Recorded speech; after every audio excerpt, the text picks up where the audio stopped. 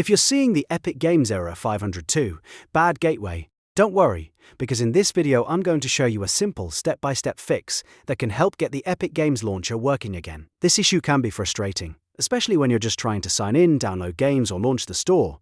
But the good news is that there are a few quick changes you can make right now to refresh the launcher and clear out possible network problems.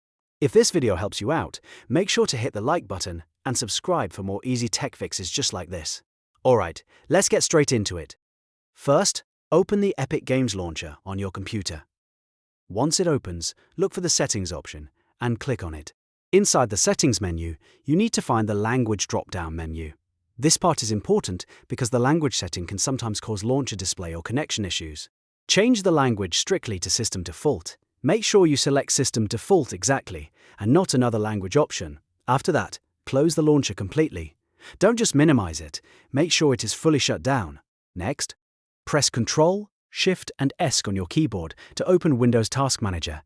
In Task Manager, look through the list of running processes and find any Epic Games launcher processes that are still active. If you see them, click on each one and choose End Task. This step makes sure the launcher is completely cleared from memory before you reopen it. Once that is done, relaunch Epic Games Launcher and check whether the error is gone. If the problem is still showing up, we're going to refresh your DNS cache, which can often fix bad gateway and connection-related errors. Press the Windows key on your keyboard and search for CMD. When command prompt appears, right-click it and choose Run as Administrator. This is important because the command needs administrator access to work properly. Once command prompt opens, type ipconfig/flushdns and then press Enter. After a moment, Windows will clear the DNS resolver cache. This can help remove old or corrupted network data that may be causing the 502 bad gateway error in Epic Games.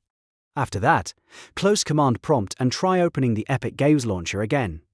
In many cases, these steps are enough to fix the issue and get you back into the launcher normally. If it worked for you, let me know in the comments, and don't forget to like the video and subscribe for more tutorials, troubleshooting guides, and gaming fixes. Thanks for watching, and I'll see you in the next one.